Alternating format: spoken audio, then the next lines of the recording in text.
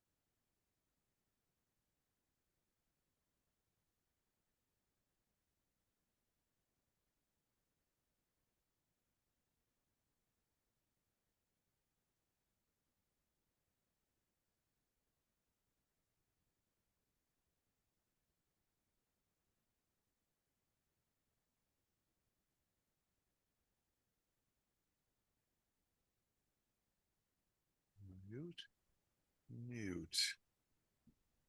Oi, Li. E aí, Cláudio, tudo bom? Tudo bom, é você? Tudo certo. Ah, você está em São Paulo? Oi? Está em São Paulo. Hoje eu tô, mas semana que vem já não sei mais.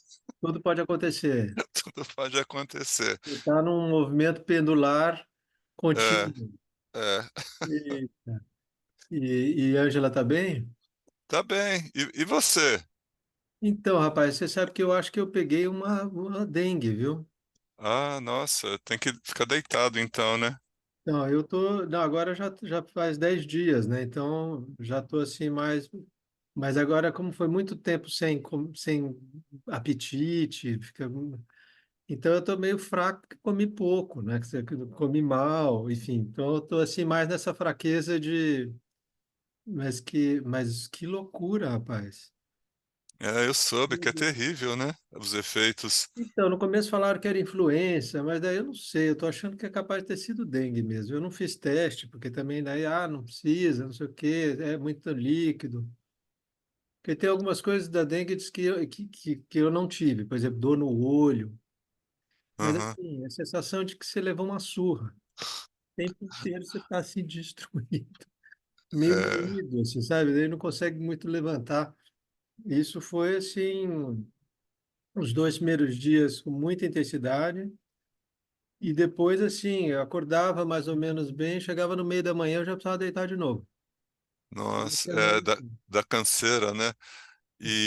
Mas não tem o que fazer também, né? Assim como vem, vai.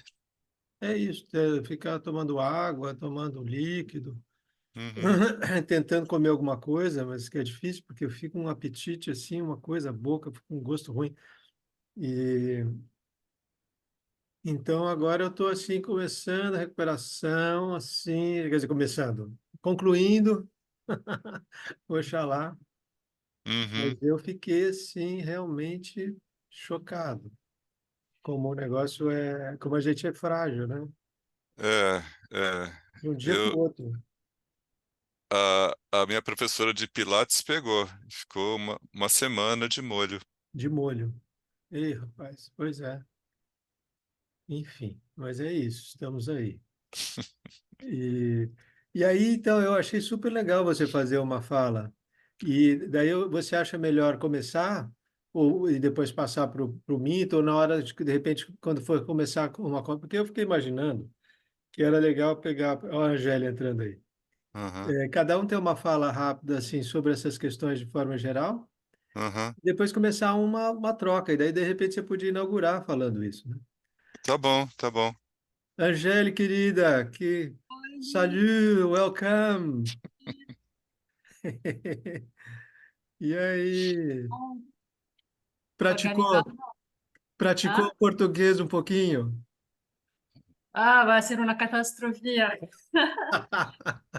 Não me lembro muito. Imagina. Sabes, um mês em França e agora um mês em Líbano, em árabe, em francês, nada a ver com espanhol ou português. Mas já começou muito lindo. Catastrofia, uma coisa assim meio Vamos grego. ver, vamos a ver. Ó, eu acho que você não conhecia ainda o Cláudio que é do grupo também do Papo Terra, que está aqui. Oh, Pra- Cláudio, prazer. E já temos o prazer. Ariel e a Júlia aqui, que já apareceram, mas estamos aguardando, porque o horário ainda tem 12 minutos aqui pelo horário nosso E aqui. eu fui um pouco pronto Não, mas foi, para foi ver bom, tudo. Sim. porque a gente estava imaginando o seguinte, Angélica, o Que? Minto que vai ficar meio de chefe de cerimônia, Ah, mas a ideia é um pouco pensando nesse grande tema, construção com terra e movimentos sociais, né? A ideia era sim, que o Sérgio fizesse uma fala meio em linhas gerais, assim, intuições, convicções iniciais, e você outras, né? Uma coisa meio breve. E depois a gente já começasse uma coisa de conversa mesmo, né? O Cláudio já tem uma fala que muito ele bom. quer fazer, e daí já, de repente, né, joga alguma questão. Você também, Angélia, é uma oportunidade para para fazer perguntas para o Sérgio também, que eu acho que a gente imaginou muito isso também, essa dinâmica, Sim, e, e é um pouco livre também, viu? Uma coisa tranquila, orgânica, feliz. É, sempre. mas que lindo! E você está, então, você está no Líbano, você está aonde? En Em- Líbano. mas você está em, Agora, Líbano hasta el fin de junio. mas você está em que cidade você está? No, estoy un poco en la montaña, 30 minutos de Beirut. Ah, pertinho de Mm, Beirute. Ah, sí. eita. E tá um tempo, tá quente aí, pelo jeito. ¿Qué? O clima tá quente, não tá frio. Sí, sí, sí, sí. Tá En la gostoso. montaña menos, pero en Beirut mucho humedad también. Tá muito úmido. Ah, Mm, olha. sí, Olha, você conheceu a Anália lá na escola da cidade, que apareceu agora sí, hola também. Nalia, Tudo tudo bom, bom? Angelique? Como está? Que Muito bom. maravilha. Cláudio, A Anália que tá assim é, empenhadíssima agora com a ideia de fazer a tradução para o português daquele Bati Ranter que tem lá do Cratera. Ah, esse aqui, Então, ah, sim, em português. em ela quer. português, é. E de fato a gente, porque assim, eu fui dar uma aula e a parte de arquitetura eu preparei sem precisar esforço. Aí quando eu cheguei no material, porque são três partes, né? Arquitetura, o material e a inovação. Quando eu cheguei no material, a minha ignorância era tamanha que eu disse, eu vou traduzir para ver se eu compreendo com mais delicadeza. E as inovações eu traduzi. Então, dois das três partes já estão traduzidas nessa empreitada. Oi. Ai, voltou. Ah, e também habitar a terra e construir como a terra Sim. para traduzir em português. Sim, sim, sim, exatamente. Então, Dois são três partes, duas já estão traduzidas, falta a revisão, claro. você sabe Ah, que a falta gente um. tem feito uma tradução, Analita, do livro, aquele livro de permacultura, o PDC lá Ah, do sim, Morrison. sim. Então, não, eu estou num grupo de tradução desse livro. Agora, li há muito tempo atrás é que eu terminei emprestando e o menino não me devolveu. Eu sei até quem foi a quem emprestei. Tem uma tradução reduzida do Bill Mollison, né? Desse livro, Isso. Permacultura do Bill Mollison. Mas é porque tem aquele Permacultura 1, aquele PDC, eu acho que não. Então, Não, não sei né? se Tá, foi que uma é o coisa para alguém grandão, aqui, né? aquele grandão. Perfeito. Mas nós estamos nesse grupo traduzindo só para dar ideia e fazer dessa tradução um grupo de estudos, na verdade, né? Me interessaria também. Eu estou Porque eu acho nessa frente agora de como a gente avança sem erros a partir da bibliografia, porque tem muita gente que não lê outra língua, né? Tem muita gente do nosso grupo que não lê nem a própria língua. Pois é, verdade. É disso que se trata. Então, mas pelo menos os que leem a língua já podem avançar para os que não Sim. leem, né? Mas a ideia de fazer um grupo de estudos e com isso avançar né, surgem outras coisas também, aulas, enfim. Uhum. Ah, o Ademir entrando também, que coisa boa. Bom dia, Ademir. Salve, Ademir. O Que Cláudio está luxo. quietinho ali. Tudo bom, Cláudio? Bom dia. Tudo bom? Bom dia, Nália. Tudo bem? Bom te ver, bom te ver. Bom te ver também. E nem sei se a Papucão, Pompeia, com problemas para entrar, mas entro logo. Pompeia mandou mensagem. Certo. O... Eu não sei se é o caso de dar um toque na Eliana. O que que você acha, Cláudio? Ah, inclusive já está gravando aqui, porque eu falei para não esquecer de gravar, já deixa gravar. Então já está gravando aqui. Depois tira tudo isso. Tá, deixa eu ver. Então, e Mas eu. aí existe. Sim, diz, Cláudio. Não, não, é só dizer que eu confirmei com ela ontem e ela falou que tudo bem. Ah, então tá tranquilo. Eu vou ver aqui. Existe um edital por conta do ano Brasil-França que a gente pode fortalecer com a solicitação de alguma ajuda de custo para tradução, principalmente para os revisores, que eu acho que os assessores, os revisores precisam, porque é uma coisa.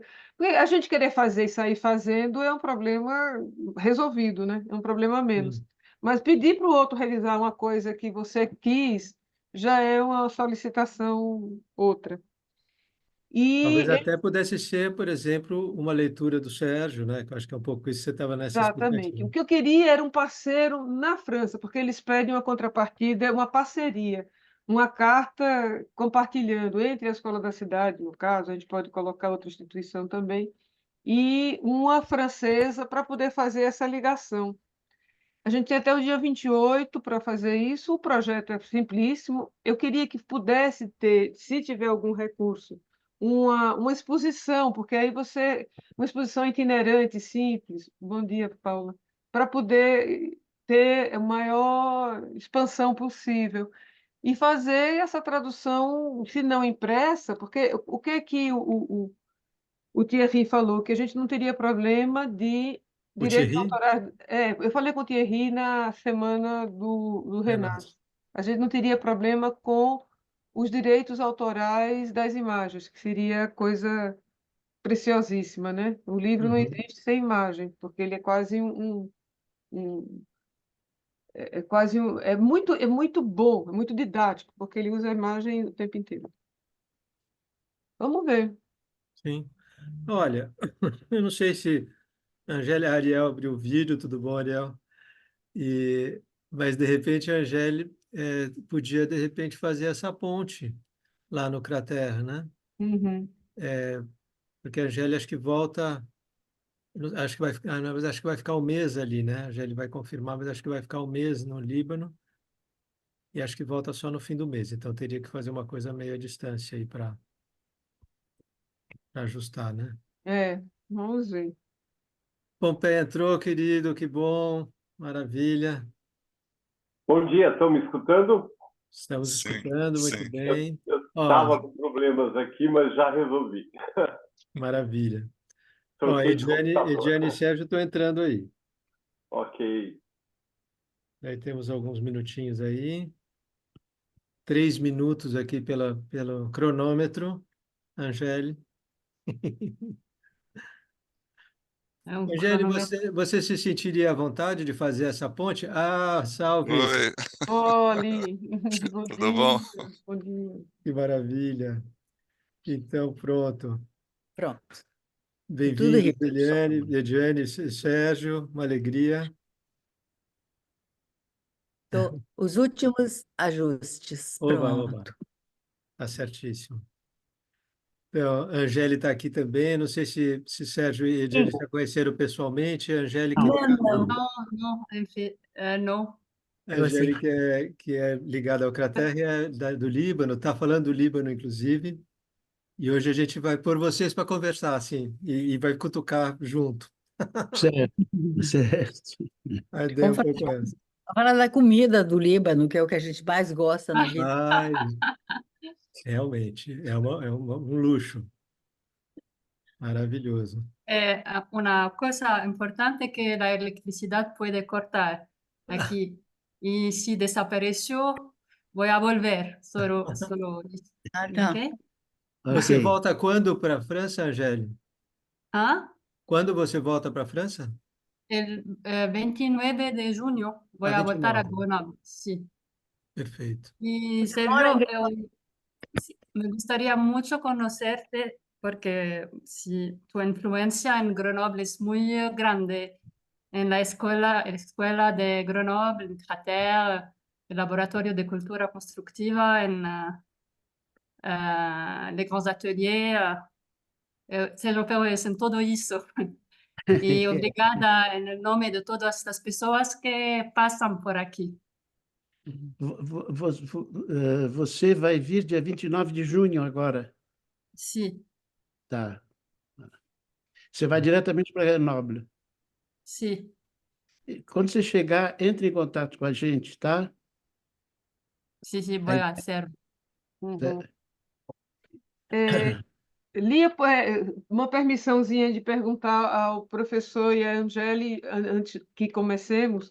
A gente está num movimento de fazer traduções de livros que são importantes, que sejam lidos em português, porque a gente está com a quantidade de pessoas interessadas que não leem francês nem leem inglês. E aí, o primeiro que eu estava propondo, porque já está parcialmente, é esse Bâtiment en Terre, que já está Uhum. parcialmente traduzido.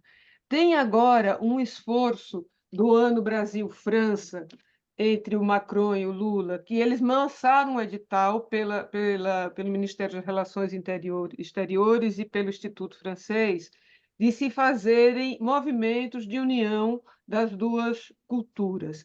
E até o dia 28 eles aceitam no edital projetos, e eu gostaria muito de trabalhar com as traduções, começar pelo Bâtiment en Terre. Um projeto pequenino, com um custo razoavelmente baixo, mas com comprometimento de ter a tradução revisada. Eu já conversei com o Thierry, quando ele esteve aqui há 2 semanas, que foi no Renasce. Ele disse que a gente não teria problema com os direitos autorais das imagens que saem deste livro, porque é um livro muito didático, é um livro que é feito de imagens. A primeira parte é arquitetura, a segunda é a matéria, que basicamente é um enfoque científico, químico, físico, e a terceira são as inovações. A matéria, que é a segunda parte, e as inovações já estão traduzidos, porque eu não entendia nada, traduzi para poder começar a entender. A parte de arquitetura, como eu estava mais avançada, eu não traduzi, mas não vejo problema.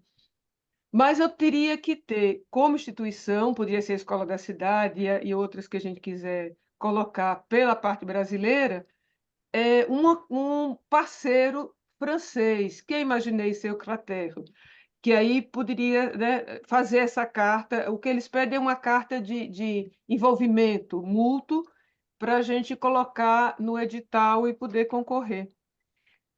Eu acho, posso dar uma opinião? Sim, sim, por favor. Eu acho que o Thierry faz parte de um grupo de pesquisa que chama AACC, Architecture, Ambiance et Culture Constructive. E o presidente desse conglomerado é o... Duarte? Não, aquele que eu nunca sei o nome. Bom, mas o Thierry é uma trinca. Tem ele na cúpula, esse que eu não sei o nome, o Thierry, que dirige a parte Seido. Sadu. Seido. Sadu. Não é Não Sadu? sei. Sadu é um sabão. Seidu. Sadu. Sadu, Peraí, já vai vir. S-A-D-O-U. Tá Ah, vendo? perfeito. Perfeito.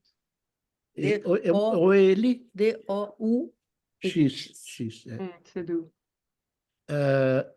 Esses dados vocês podem ter diretamente com o Thierry. Ah. Inclusive, pedir a opinião do Thierry, que pode ser o Thierry perfeitamente, já que Uhum. é mais especificamente terra, que é a parte do Thierry. Stéphane Sadou. Sadou. Sadou é o que... Sadous. Esse é o que é o chefe FAM. Esse laboratório deles é importantíssimo. É um Uhum. laboratório, é o único, o que chama aqui de laboratório de excelência, que é um laboratório que é reconhecido não pela França, mas internacionalmente. É um júri internacional que cria e apoia esse laboratório. Ele é riquíssimo, tem muita verba e um prestígio muito grande. Se vocês conseguirem que, através do Thierry ou diretamente através do Sadou, que escrevessem conjuntamente essa carta, eu acho que seria a melhor coisa. Perfeito, tá ok. Então vamos, eu já tenho o e-mail do Thierry, agora é tocar para frente. Isso, fala com ele. Eu Tá. deixei recado para o Thierry hoje para conversar um pouco com ele, mas ele ainda não me deu retorno. Uhum, tá ótimo. Então, que bom, avante. Muito obrigada. Muito bom. A ideia é um pouco essa mesmo, esse encontro é para que a gente também, né, enfim, mobilize essa rede aqui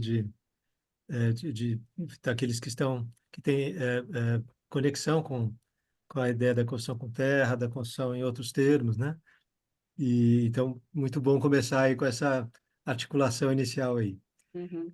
O Minto, que vai ser o nosso chefe de cerimônia aqui, ele está com algum problema para entrar, então, para a gente honrar aqui o horário, acho que vamos começar e ele quando voltar, quando ele conseguir entrar de fato, ele assume.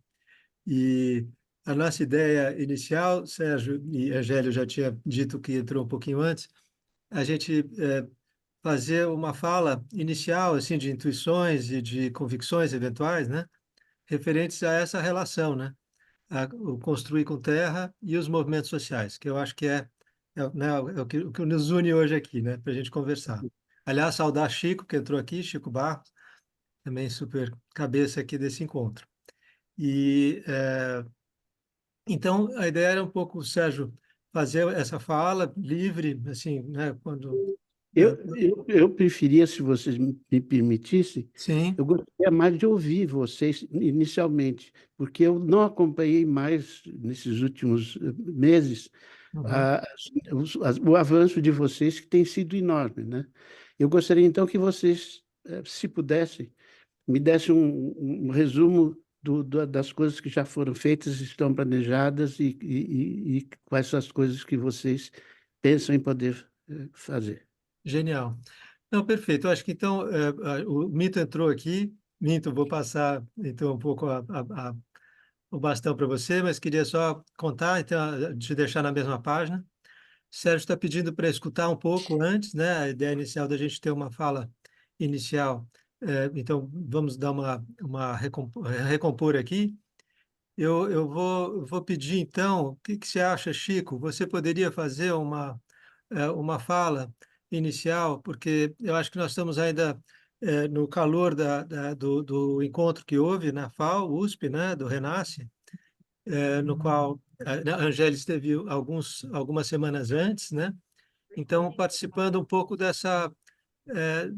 alguns eventos ligados com essa possibilidade, né, dos canteiros experimentais como sendo uma ferramenta, nesse esforço de aproximação, nesse esforço de compreensão dos contornos, das possibilidades da adoção mais vigorosa, vamos dizer assim, de construir com materiais naturais, tal, por parte dos movimentos sociais.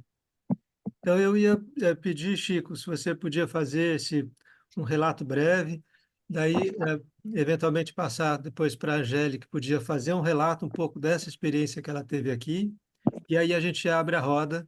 O Cláudio tinha algumas questões para também colocar e tal, e daí abrimos, e daí a expectativa é que o Sérgio também se coloque.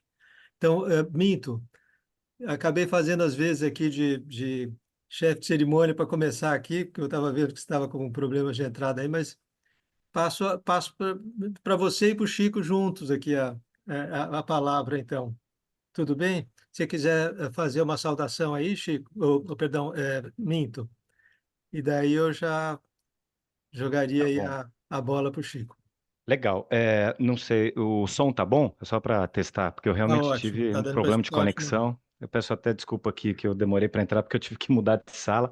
Mas então, fico feliz que conseguimos estabelecer aqui uma conexão boa. Queria, então, desejar um bom dia para todo mundo, agradecer enormemente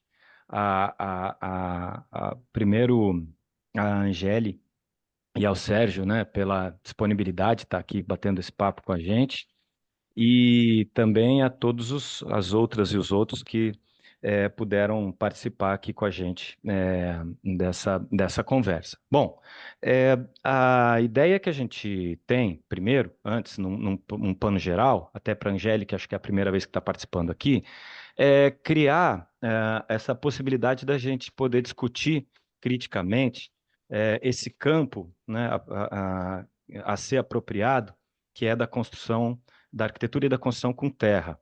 E nós temos feito conversas com várias pessoas e abrindo camadas de discussão, né, desde a camada mais técnica até uma outra que é sociológica, né, desse modo, né, da gente se apropriar dessas técnicas, abrindo para um campo também político, que é quem e para quem podemos fazer esse trabalho, operando principalmente nessa área, né, da arquitetura e da construção.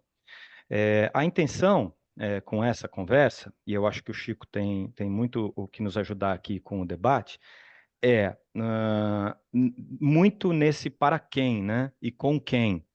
Ou seja, como a gente pode trabalhar na medida em que a gente entra, então, com essa necessidade de incorporar a maior parte de agentes possível, né? E esses agentes é justamente pensar em quem constrói. E, para além disso, né, como trazer para os movimentos organizados, né, de luta popular, né, principalmente de luta por moradia digna, esses saberes, né, que muitas vezes se perderam na sua, vamos dizer, na sua face mais tradicional, né, e hoje ele está entrando por um viés muitas vezes acadêmico, né, científico. E a gente tem essa necessidade, muitas vezes, de criar essas pontes, né? De dialogar, né? Fazer, muitas vezes, a universidade conversar com os movimentos. A gente incorporar cada vez mais os saberes que são populares, né? Como saberes legítimos, né? Existe dentro dessa racionalidade técnica, né? Uma mania de não consagrar alguns saberes populares como saberes legítimos. E a gente, então, tem essa possibilidade de criar essas pontes e trazer na perspectiva da reprodução do trabalho nesses ambientes de construção que tem, e isso eu acho que o Cláudio vai explorar, né, que tem a possibilidade de ser livre, vamos assim dizer, né, de ser um trabalho livre, nesse campo que é, então, não hegemônico, esse campo que pode abrir perspectivas dessa liberdade, como criar esse casamento, né, desses saberes tradicionais da arquitetura e da construção com terra, nesse ambiente que tem esse potencial revolucionário, que é, então, os movimentos populares, e aqui a gente está dando ênfase para esses que são da construção do ambiente habitado. Então, bom, queria trazer aqui a fala do Chico, se ele puder contextualizar então um pouco aqui para a gente, como é que está essa nossa cena, né, dos movimentos populares e quais que seriam as contribuições possíveis, então, nessa fala da Angeli e do Sérgio. E daí depois eu acredito que o Cláudio também quer fazer uma provocação, né?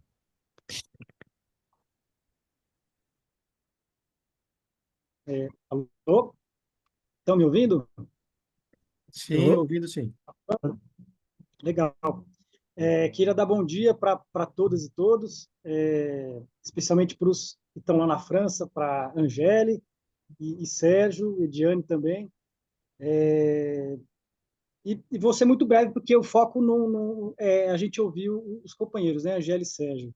mas eu queria só dizer uma coisa que me parece essencial, assim, e que ela estava muito presente, essa ideia, na fala do professor Sérgio, na abertura do primeiro encontro da Rede Nacional de Canteiros Experimentais, né, de que a classe trabalhadora ela tem que estar junto, ela tem que estar dirigindo esse processo de transformação, né?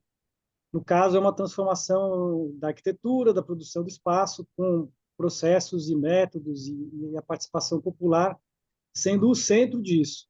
Então, eu falo aqui enquanto dirigente do MST, aqui da Grande São Paulo, do setor de formação, e que tem companheiros aqui também que acompanham diretamente, né? Eu vejo que a Cecília está aqui, também tem outras pessoas. Bom, é um grande processo coletivo, né, de professores e estudantes, mas eu queria colocar a centralidade do movimento popular. Obviamente, a centralidade não sou eu sou apenas um indivíduo de um movimento de massas, mas que tenho uma inserção específica nesse mundo, né, por ter também me formado na área da arquitetura.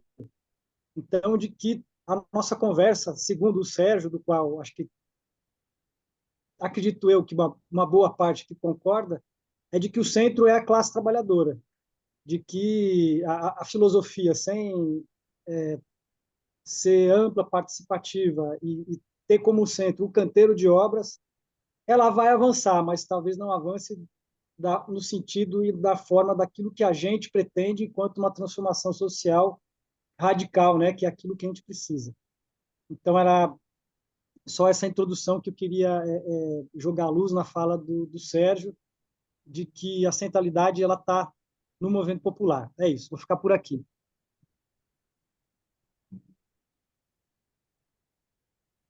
Porque acho que a Angele tem um monte de coisa para contar. Ela que veio para cá, da França, tudo, eu quero ouvir as impressões dela, que acho que é uma coisa importante.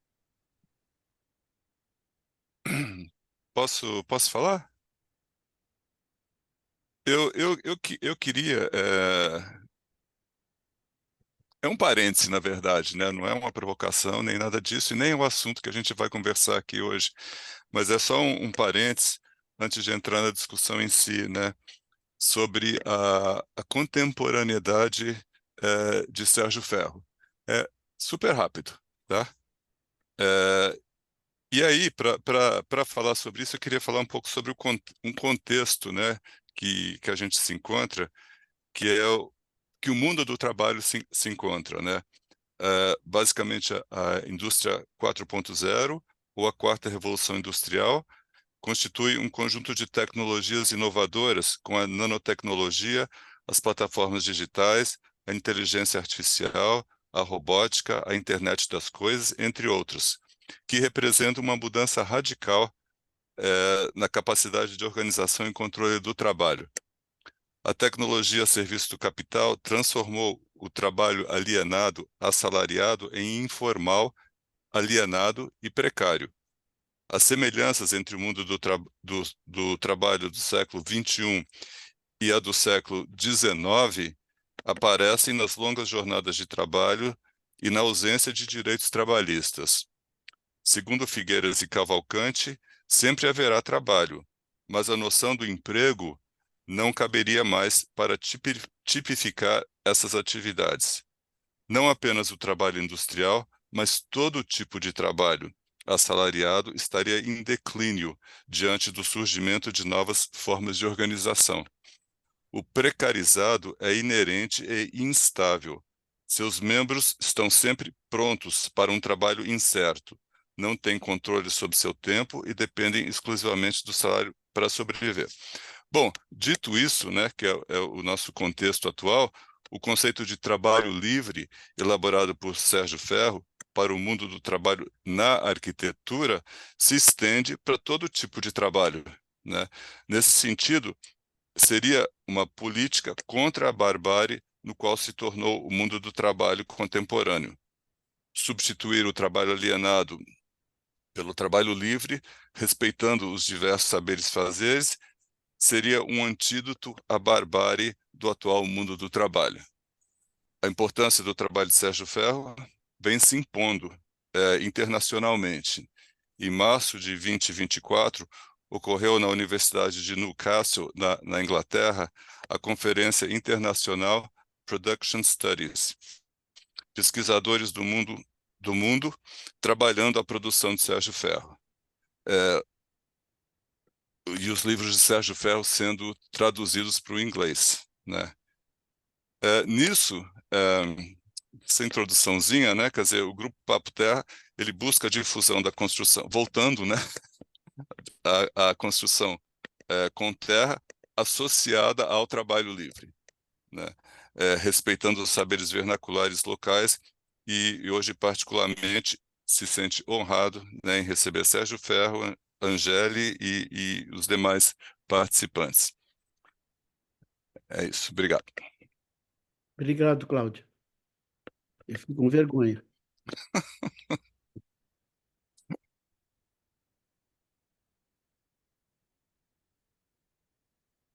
Bom, eu acho que então a gente podia abrir a conversa, talvez com a Angeli, né? E depois o... É bem baixinho, Minto. Não sei se deu algum problema aí no áudio. Ixi, então... Melhorou? Melhorou um pouco. Tá. Bom, então acho que a gente pode abrir aqui o papo. Acredito que com a Angeli e depois o Sérgio.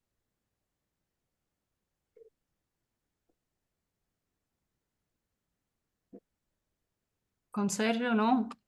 Depois com a Angeli. Não, Angélia, eu pediria que você falasse primeiro, porque você participou nessas últimas semanas de todas essas reuniões que houve em São Paulo, e as negociações, e eu não sei, só sei isso muito por cima, muito, em termos muito gerais. Eu gostaria que você, como tendo participado de tudo isso, pudesse nos informar a todos dos andamentos que estão em curso. Eu participo antes de lo que pasó en las últimas semanas. Fue 2 meses en Brasil, encontró a Chico, a la Mesté, al profesor Lee, fue a Terra Brasil, encontró a Fernando y fue una preparación para todo eso. Y mi impresión fue que al primero yo fui a Terra Brasil para entender lo que está pasando en Brasil sobre la arquitectura de Terra. Y descubrí muchas cosas muy ricas en ese país, de las indígenas, de todas las técnicas de personas que son en Brasil, de diferentes culturas constructivas y todo eso. Y aprendí con Akemi, la técnica japonesa de terra que no conozco. Y después con Chico y con el workshop que hacemos en Irmão Alberta para intentar hacer muros de terra, vamos a hacer la misma técnica que aprendí con Akemi. Akemi es japonesa y brasilera. Creo que en Brasil hay una riqueza increíble de técnicas y de saberes y una mistura muy rica. Y el workshop que hacemos en Irmão Alberta fue muy especial en la organización, por ejemplo, que son gente de muchos backgrounds, no son todos arquitectos o todos no sé qué, son muy diferentes.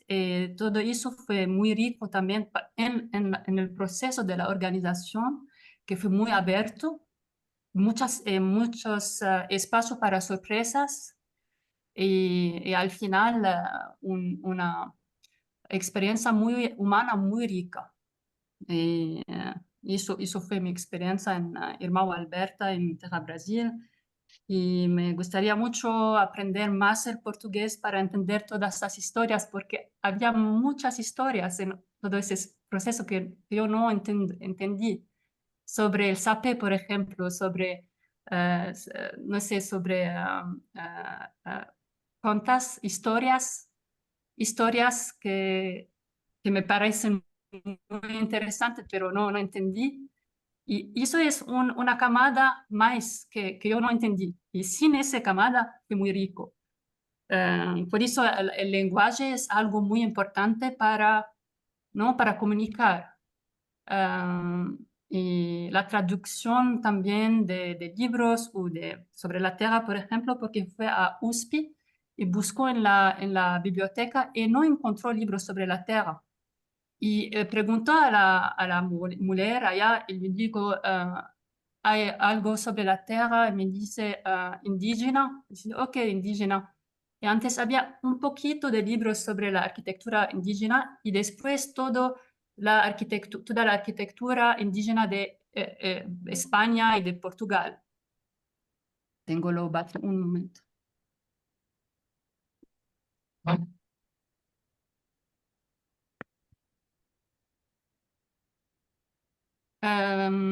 Sí, no sé si no hay muchos libros sobre la Tierra, uno para los estudiantes, y cuando hacemos el primer workshop sobre el piso de tierra en USP, había unos estudiantes muy interesados y después hay de esos estudiantes que van a venir a Irmão Alberta y van a cambiar de cuando vamos a encontrarlos hasta el final. Son personas que cambian, que hay algo que va a abrir en el paso de esos arquitectos que son. Y creo que hay mucho a hacer en los libros, en las escuelas también y fuera de la escuela también. Pero sí, hay mucho potencial y fue una experiencia increíble. Voy a volver.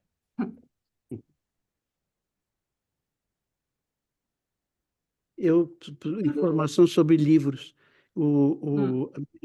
Parte dos meus livros foram doados para a Faculdade de Arquitetura de São Carlos. E eu acho que foram alguns livros de construção em terra que eu tinha aqui junto. Tenho impressão, não tenho certeza, mas talvez lá haja um pouquinho mais de livros. Eu tenho alguma coisa aqui ainda, eu posso mandar para vocês, mas está em francês, né? Não traduzido. Agora sou eu? Isso. Por favor. Sim. É muito difícil reunir todos os temas que envolvem a construção em terra. Vocês ouviram ontem a amplidão que já existe de trabalho feito pelo Crater. O Crater tem um trabalho maravilhoso no mundo inteiro. Eles têm na entrada da sala deles, lá em Grenoble, um mapa mundi cheio de bandeirinhas assim. São os países nos quais o Crater intervém. É uma festa de bandeirinhas, nunca vi tanto. O Thierry ontem mesmo falou, ontem não, eu ouvi ontem o Thierry falar, com a gravação da apresentação que ele fez aí em São Paulo, e ele mesmo, só ele foi a mais de 60 países pelo Crater.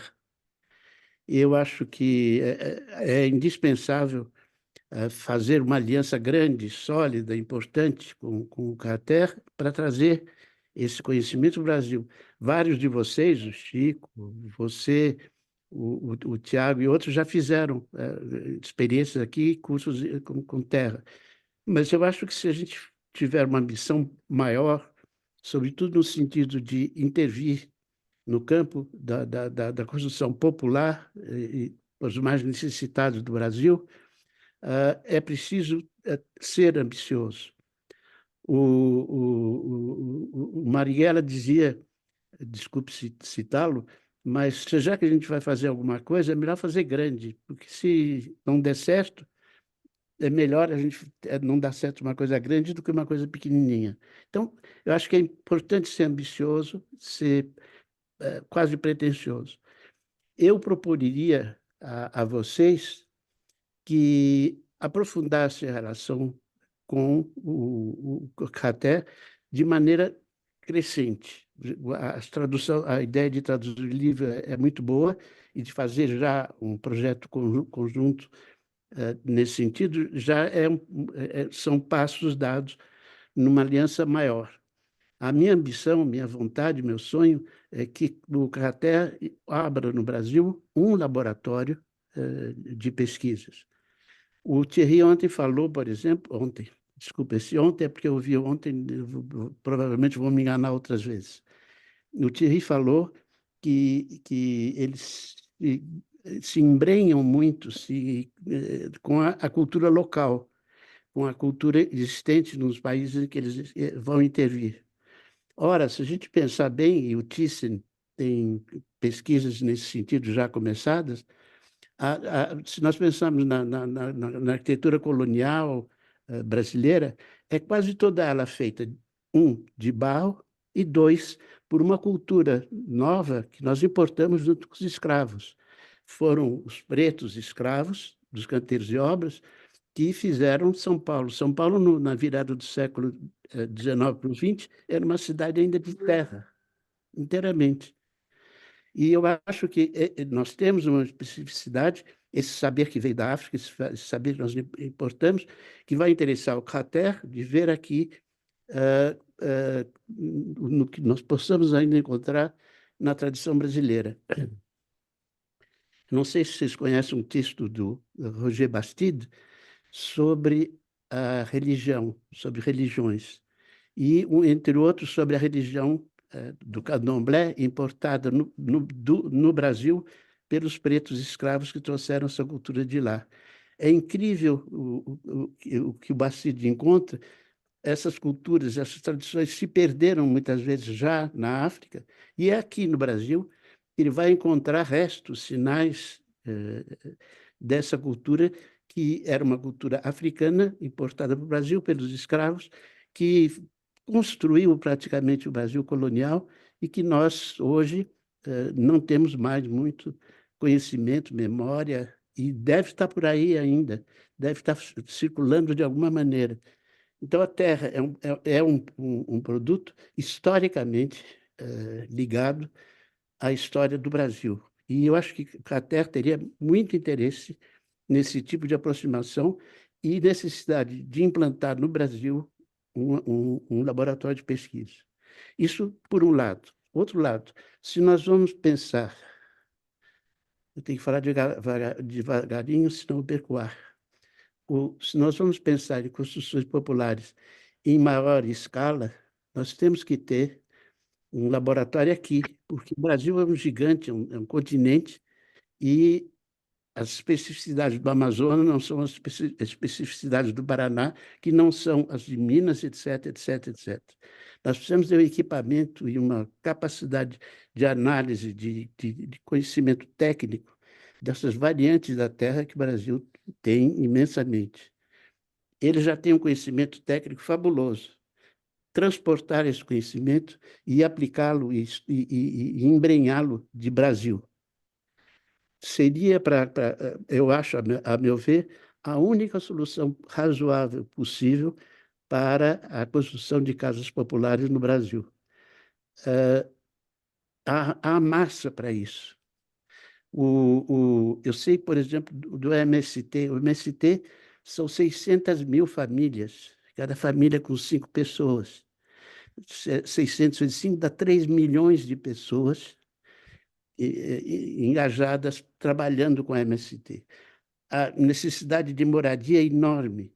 E se não houver uma autonomia construtiva, como eles têm uma autonomia alimentícia, vai ficar sempre na dependência de planos governamentais, de financiamentos públicos, que são dificílimos a conseguir. Se organizações como o MST ou MST Sem Teto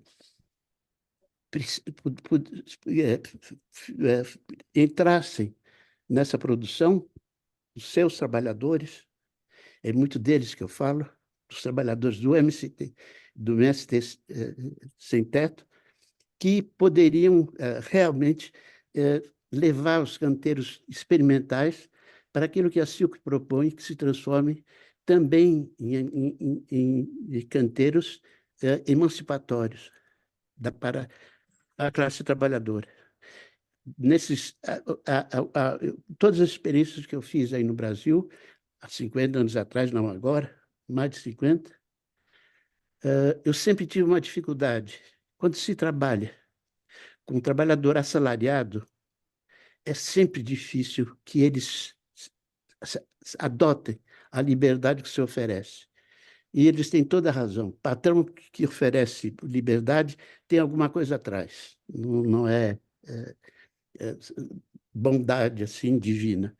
Então, a relação salarial sempre foi um entrave para a emancipação que nós propomos dos trabalhadores da construção. Daí a necessidade e a possibilidade enorme que existe agora no Brasil, que existem esses dois movimentos sociais que precisam da construção, precisam de arquitetura, precisam dos trabalhadores da construção e que podem desenvolver formas de cooperativa, formas, sei lá, institucionais, e fazer quase na direção da autonomia a construção. Eu creio, honestamente, acreditava até pouco tempo, honestamente, que só nesses casos era possível aplicar as teorias do desenho encanteiro. Fora disso, eu não via possibilidade. Sei agora, encontrei recentemente um ex-estudante meu que faz experiências também com trabalhadores daqui, mas sempre cooperativas de trabalhadores já politizados. Aí é possível levar adiante essas experiências. Mas, sem isso, é muito difícil. É lógico que é preciso conhecer o movimento dos trabalhadores agora, atual, a situação no Brasil. Não dá para a gente partir de zero em coisa nenhuma. Há uma realidade construtiva que está à nossa volta. E a gente precisa conhecê-la, criticá-la profundamente, mas partir dela, partir do que está aí, do que existe. E trazendo como novidade uma coisa que, no fundo, era nossa, já foi nossa, a construção em terra. Eu tenho que parar um pouquinho, porque eu perco a respiração. Daqui a pouco eu volto a falar também, se vocês quiserem. Bom, eu não sei se a Angele quer colocar Tá mais... baixinho, Minto. Espera aí, desculpa. Vê se Mito, melhorou. você dormiu? Hein? Minto, tá sem som, querido. Oi, melhorou agora? Agora Melhorou. sim. Agora Tá tá. bom. Bom, eu queria então aproveitar essa pausa aqui do Sérgio para ver se alguém quer fazer então alguma colocação aqui, quer fazer alguma intervenção, porque daí a gente pode abrir talvez um pouco para o debate, né? Se alguém quiser colocar alguma questão, ou se não, eu tenho aqui uma perguntinha que eu gostaria de fazer. Posso fazer um comentário, Minto? Claro. Meio encomendado pelo Cláudio aqui um pouco também, mas que trouxe de uma forma muito, enfim, lúcida e generosa, assim, mas foi muito... me senti absolutamente contemplado ali a contemporaneidade das reflexões do Sérgio, né? Então, e ele me cutucou pedindo para lembrar um pouco também da contemporaneidade do uso da terra, né, que já está, né, de algum jeito aqui nas falas também de todos, né? Mas lembrando um pouco isso, nessa questão, crise socioambiental e, e a pertinência, né, do uso desses materiais naturais que são, né, enfim, que a gente pode, né, no limite, reciclá-los e né, a terra que constrói, ela pode ser depois a terra onde se planta, enfim, isso que é justamente aquilo que a gente está precisando, né, recuperar, voltar a avançar nesse sentido. E aí, só também colocar aqui como um tempero, que eu acho que é uma das coisas que mobiliza essas conversas, né? Que acho que a ideia dos canteiros experimentais, ela e politizados, né? Como foi colocado aqui, é de fato a saída, né? Porque a gente percebe uma sedução muito grande dos materiais de produção centralizada, né? Nos próprios assentamentos do MST, acho que depois podemos até escutar aí Chico falar um pouco também a respeito, e acaba que a gente consegue esse viés experimental nas construções, por exemplo, como foi o caso da construção ali no Irmão Alberta, que a Angélica participou, que é uma experiência de um espaço coletivo, né? Que é um espaço geralmente com esse caráter de espaço comunitário, né? Que ali a gente consegue fazer essas experiências. Mas no dia a dia, a gente sente a facilidade, muitas vezes, né, da obtenção de materiais relacionados, produzidos, né, de forma centralizada, que é a lojinha de material de construção que está ali do lado, inclusive, assim, as pessoas terem aprendido a lidar com esse material e, portanto, detém, de alguma forma, o saber fazer também, né? E, enfim, então, lembrar um pouco disso, né? Quer dizer, que eu acho que essa ideia dos canteiros experimentais politizados é a grande, vamos dizer assim, ponta de lança, mas ansiando um pouco por outras modalidades, vamos dizer assim, de ação, que a gente conseguisse né, engrossar essa busca, né, e essa adesão a esse tipo de prática, porque essa sedução é muito forte, né? Acho que era um pouco essa a lembrança. Agradeço a Angélica, que colocou aí algumas imagens mostrando ali a execução da taipa, que eu brinquei que era nipo-libanesa, que tinha lá a... Intentamos hacer una taipa japonesa, pero brasileiros y libaneses no son japoneses y fue algo otro, pero funciona muy bien. Sim, sim.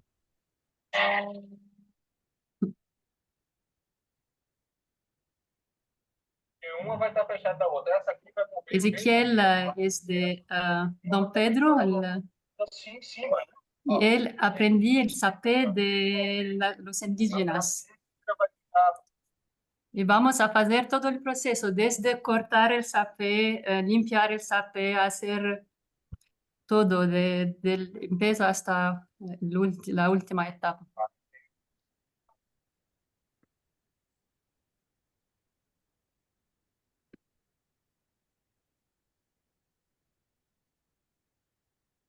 Como poema sobre el sapé, por ejemplo.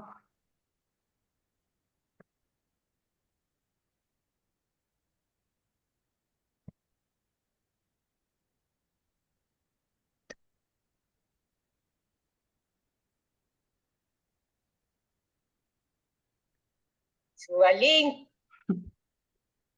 No.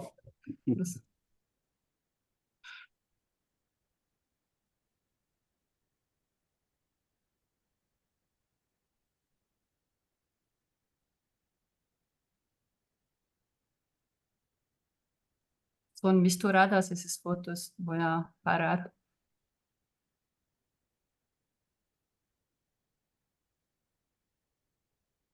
Lo que fue muy interesante en ese workshop es que cada persona que trabaja con la tierra, porque yo no conozco la tierra de Brasil, voy a empezar desde cero ¿no? a hacer todos los textos.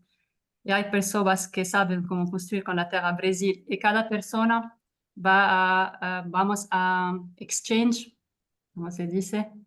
A échanger las técnicas para entender, tocar saberes, y son saberes con los sensos, muy simple. Y creo que eso es muy importante sobre los estudios en Inglaterra también, cuando pregunto a los científicos qué es los textos más importantes para conocer la Tierra, me dicen que los sentidos de la experiencia.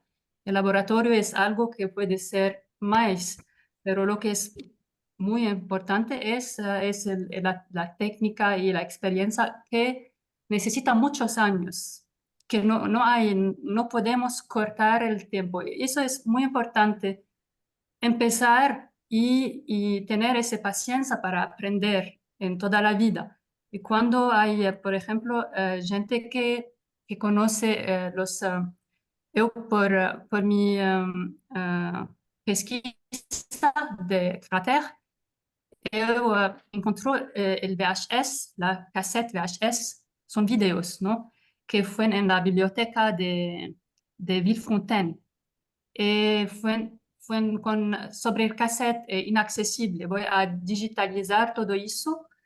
Voy a ver películas y documentarios del 80, 90, de esos años, donde había más gente que sabía hacer, que sabía construir con la tierra. Y hay las palabras que podemos escuchar, hay los gestos que podemos ver y todo eso muy rico.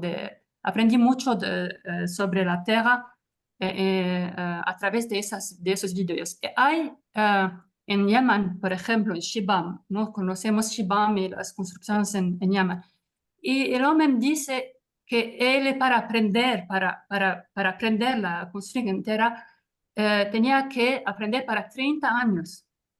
Y eso es que ahora, cuando vamos a aprender la tierra, debemos entender eso también, que vamos a aprender durante una vida, no podemos aprender muy rápido. Es importante también hablar y hacer un debate sobre la estandarización de la tierra y de las técnicas con tierra, porque ahora hay muchas cosas que están pasando sobre eso, ¿no? Y vamos a hacer las mismas, vamos a pensar de las mismas, en las mismas direcciones del concreto armado, por ejemplo.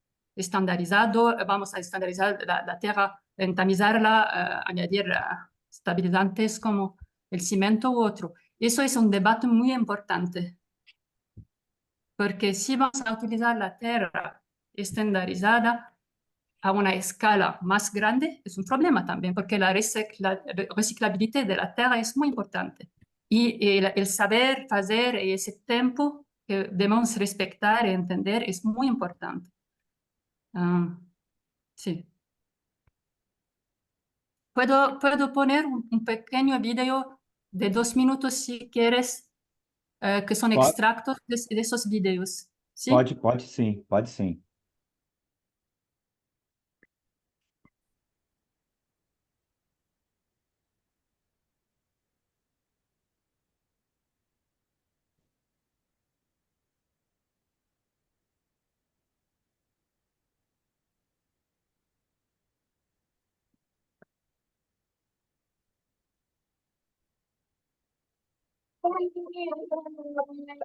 Le logement étant un besoin de base, il est urgent de créer une planification nationale de logement.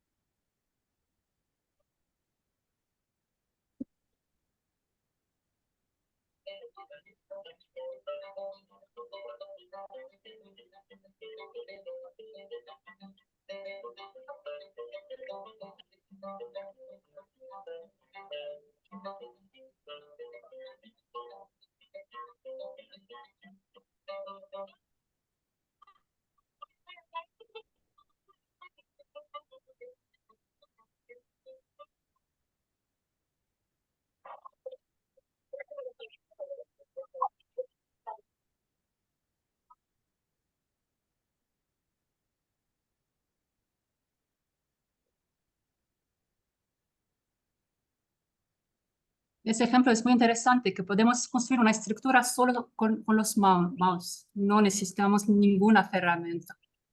Hasta muchas herramientas, pero eso es posible.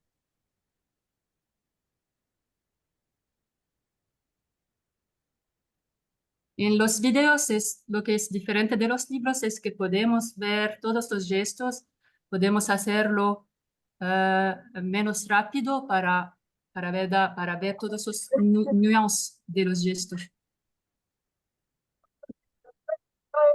Que se llaman el canto, el ritmo.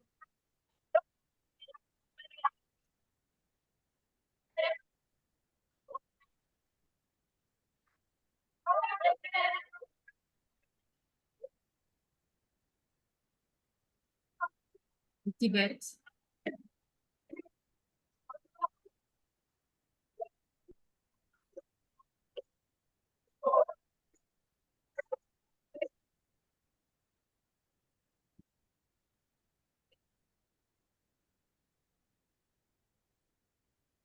un pequeño video para ver los mineros cómo en el fin del siglo XIX vamos a analizar todos los gestos para estandarizarlos y para but productivo, para la producción, ¿no? Esos los gestos de mineros, que muy seriosamente son analizados y son practicados para que son pasando en una razón muy productiva. Y de eso, solo una foto. ¿Dónde está?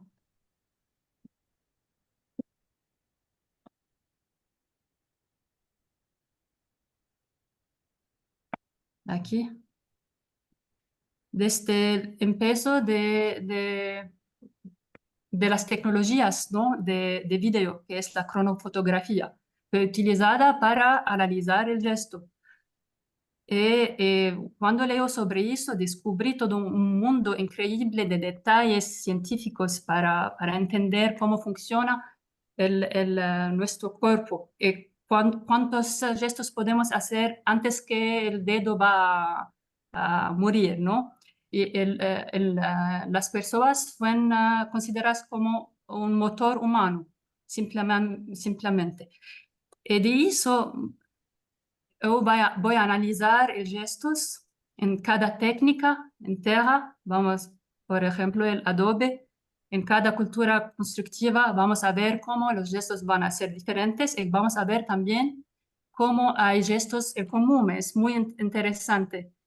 Es como reaprender la simplicidad también del gesto y cómo reaprender esa inteligencia simple que fue transmitida con el tiempo, que ahora tenemos ¿no?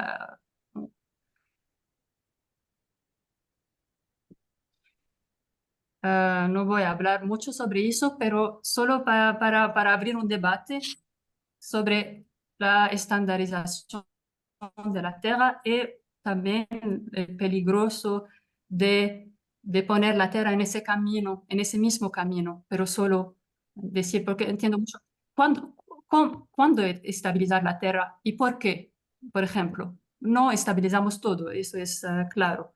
Y creo que son debates importantes de hablar de eso sí, de entender que la dimensión de tiempo que incluye la construcción en tierra y todo eso. No sé, Sergio, o si hay alguien que quiere elaborar un poco sobre eso. Eu gostaria de falar uma coisa aqui, então, para emendar o que é essa colaboração da Angélica com a colocação anterior aqui do Sérgio, porque para mim me parece uma relação importantíssima quando a gente fala dessa organização, né, do trabalho, como o Sérgio estava falando, né, nessa relação convencional que a gente vive hoje, seria impossível pensar nessa forma livre de trabalho, né? Quando aí sim ele organizado de uma outra forma pode então avançar nesse sentido. Bom, o MST aqui no Brasil, lá nos anos 2000, faz uma aposta, né, na construção da Escola Nacional Florestan Fernandes, né, toda ela construída em terra. E essa construção feita com brigadas, né, que vinham de várias regiões do país, justamente para tentar não só espraiar esses conhecimentos, mas também, ao retornar nos seus territórios, tentar acomodar né, do modo como ele pudesse ser apropriado nessas regiões. Isso, para mim, sempre me pareceu um caminho interessante, porque é uma forma da gente escapar das ferramentas e dos materiais que estão aí justamente como instrumento dessa hegemonia, né? Então, a gente não vai recolocar o trabalho né? Eu acho, e aí eu estou colocando aqui uma reflexão, é muito difícil a gente rever as relações de trabalho se as máquinas, os materiais também não forem né, repensados para poder acomodar essa forma de trabalho. E me parece que não só a terra, mas a madeira, a pedra, esses materiais que são tradicionais, eles têm esse caráter, né, de acolher essa acomodação, já que eles não são capturados, né, por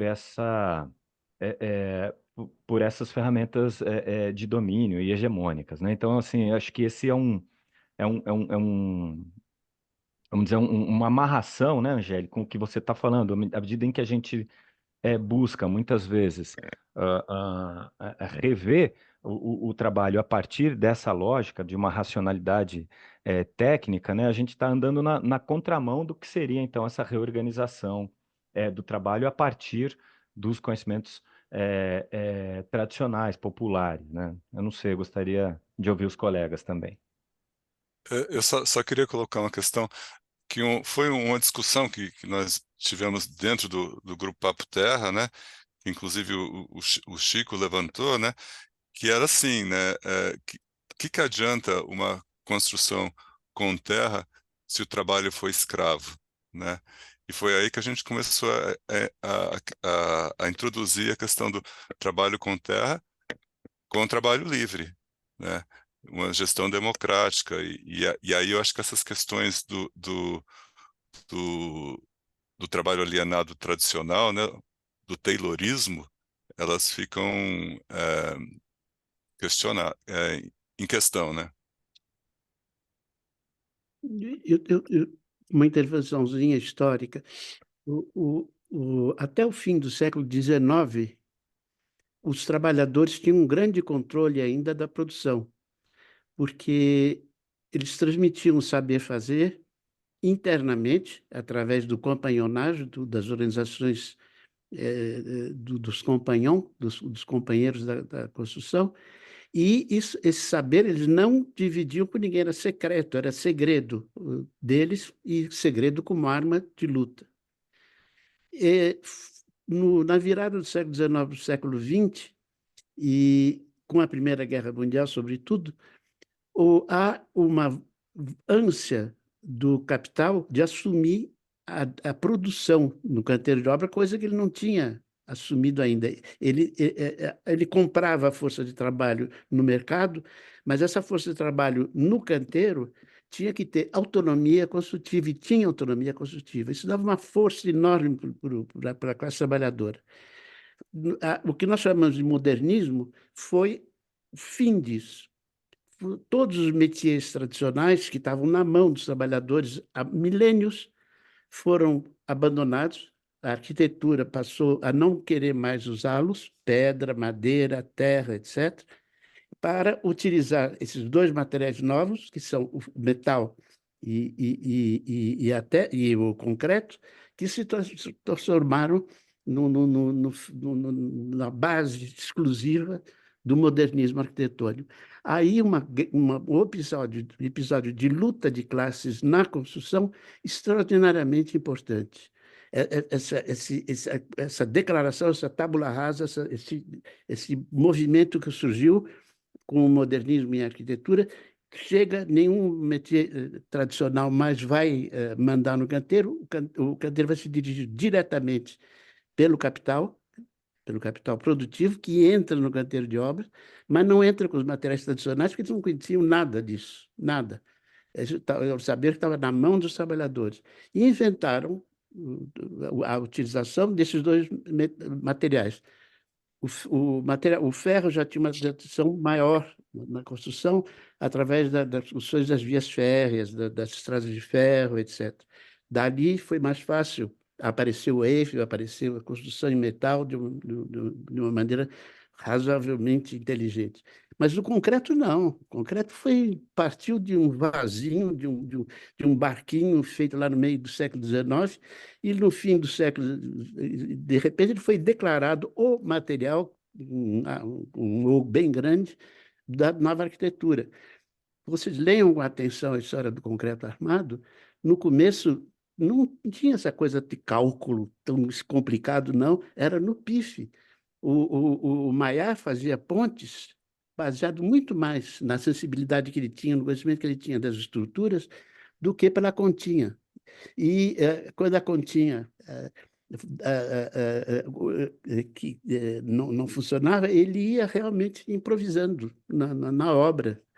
E foi muito mais tarde que o concreto se transformou com tabelas, com estudos de laboratório, com material sério, entre aspas. A gente sabe hoje em dia que esse material seríssimo é uma porcaria.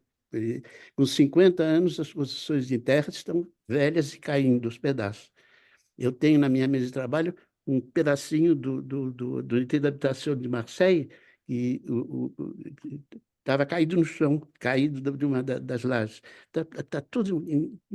Quando o concreto começa a apodrecer, ele tem que fechar.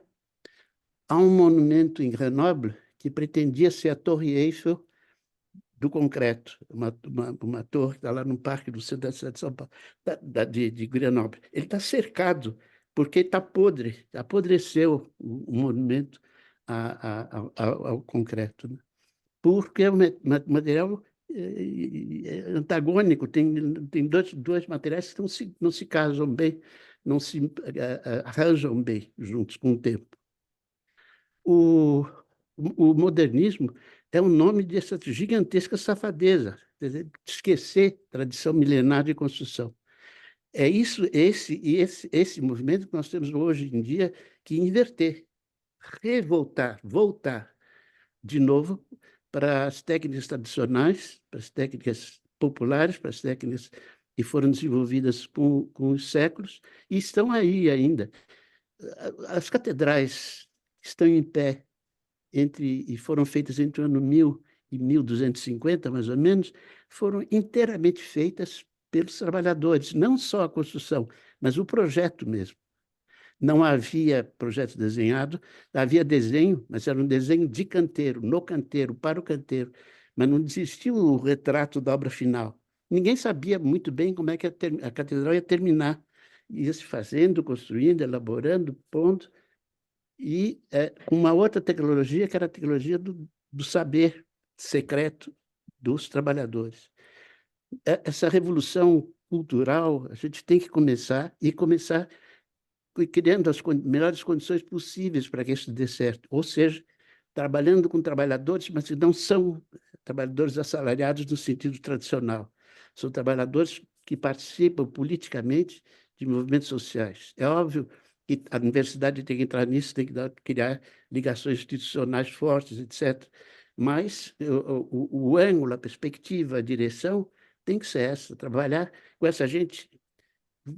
Vocês conhecem experiências. A palavra corpo produtivo nunca teve mais sentido, e só volta a ter sentido hoje nessas construções que são feitas para os totalmente desertados da terra. Lá, você vê crescer uma outra sociedade, porque também é preciso saber que a construção tem um papel estratégico importantíssimo. Ele é a muleta do capital. O capital não existe mais sem a construção. As indústrias não dão mais lucro, não há mais aplicações possíveis no mundo, a não ser que a gente destrua muito com a guerra, e aí tenha que reconstruir. Mas, fora disso, não há mais possibilidade de aplicação de capital, todo ele acumulado lá em cima, no 0,01% da população, e esse dinheiro só sai para o luxo. A fortuna número 1 do mundo vem de luxo, num mundo que morre de fome. Essas contradições dão para nós uma responsabilidade enorme, porque é no nosso campo, no campo da construção, onde ainda é produzido lucro. E um lucro importante, porque nós somos uma forma de produção primitiva, ainda manufatureira. E, por isso, produzimos montanhas de mais valor. Toda essa coisa está conjugada. E nós temos agora, no Brasil, e com vocês, atualmente, a possibilidade de reunir todos esses dados, de fazer realmente uma iniciativa grande importante, com essa massa de gente que precisa, que está debaixo de cabana de lona, que está sendo expulsa, que está sendo maltratada, essa massa de gente tem tudo, toda a ânsia do mundo em poder colaborar, em poder trabalhar junto, em poder ser autônomos naquilo que faz para si mesmo. Tem que parar de novo.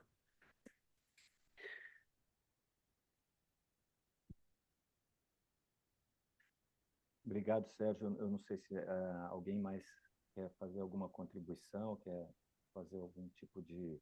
E Minto, tá mudo de novo. Está baixo, na verdade. Acho que está baixo. Oi. Eu não sei se alguém mais quiser fazer alguma contribuição. Eu queria falar uma coisa, assim, tipo, trazer uma pergunta para vocês sobre a questão da autoconstrução, né, como uma solução dentro dessa questão do déficit habitacional, que a gente já tem um processo assim, a gente já tem no Brasil grande, a maioria das pessoas que autoconstroem, né, nas favelas e tudo, e eu faço parte de um projeto que capacita mulheres para autoconstruírem suas próprias casas, né, e a ideia é resgatar esse conhecimento da terra com elas, assim. E eu vejo isso como muito revolucionário, porém ainda tem essa resistência, essa sedução da facilidade de comprar o material e tudo ali do lado. Mas eu acredito que a autoconstrução ela poderia resolver mais as, é, e nesses movimentos assim onde você tem autogestão e você tem mutirões, né, que dentro delas mesmo se cria-se esse grupo que vai construir junto, que é o que tem acontecido, né? Mesmo usando os materiais convencionais, e agora a gente tentando introduzir como solução o material terra, né? Assim, e outros materiais como bambu, pedra, outros materiais que também que possam ser encontrados nos terrenos onde elas estão, né? E aí eu queria saber também a opinião de vocês com relação a isso, assim, de você ter, na verdade, o profissional ali, o facilitador, mas como uma pessoa que dá instrumentos, assim, facilita mesmo, do que a pessoa que resolve tudo e vai, constrói e entrega pronto, né? Isso, isso. Eu acho que a autoconstrução deve continuar. Absolutamente. O Engels tem um livro que é muito utilizado contra a autoconstrução, porque ele diz que isso vai diminuir o valor da força de trabalho, que o item casa do valor do trabalhador vai desaparecer porque ele constrói para ele mesmo, então ninguém precisa pagar isso. E é criticado nesse sentido. Eu acho que é uma crítica muito errada, muito esquemática, porque o próprio Marx frequentemente diz o cálculo que a gente faz do valor da força de trabalho, que seria representado pelo salário, é um cálculo teórico baseado no mercado, é o mercado que estabelece isso. Não há regra e lei do salário, essa lei é abstrata, é o ideal, a formulação ideal do salário. O salário real nunca é esse, porque ele tem a pressão do exército de reserva da mão de obra, porque ele tem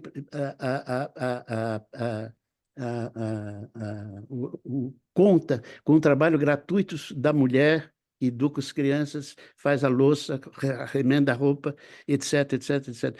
Um monte de itens desse tipo que fazem com que o salário não corresponda nunca ao que seria o valor teórico que ele representaria.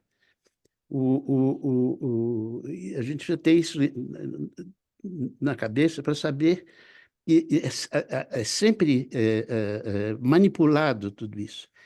Na França existe um cálculo do nível de vida, que chama. Nesse cálculo do nível de vida, a parte da habitação conta por 6% a 9%, uma coisa desse tipo. Ora, na verdade, na prática, na vida real, isso representa 30% a 40% do que ganha uma família média. Os próprios conceitos são manipuladíssimos na base, né? Através de discussões teóricas complicadíssimas, mas todas elas falsas, baseadas nesse tipo de extravagância. Aquilo que custa para todo mundo, e todo mundo sabe, de 30% a 40% que uma família ganha durante o mês, entra no cálculo governamental como 6% a 9% só, e não 30% ou 40%, como é na verdade. E isso quer dizer que todos os salários, quando existe um salário médio bom, é esse, significa que ele já está pelo menos 20% a 30% abaixo do que seria necessário. São dados que põem para o nosso projeto social exigências muito grandes. Então, vale a autoconstrução, vale, sobretudo, formar cooperativas de muitos trabalhadores, mulheres, homens, etc., que possam, de uma certa maneira, transmitir. Eu acho que cada canteiro, mesmo autogestionário, deve ter uma intenção pedagógica de formação. O Benjamin tem um artigo que eu gosto muito, o autor como produtor.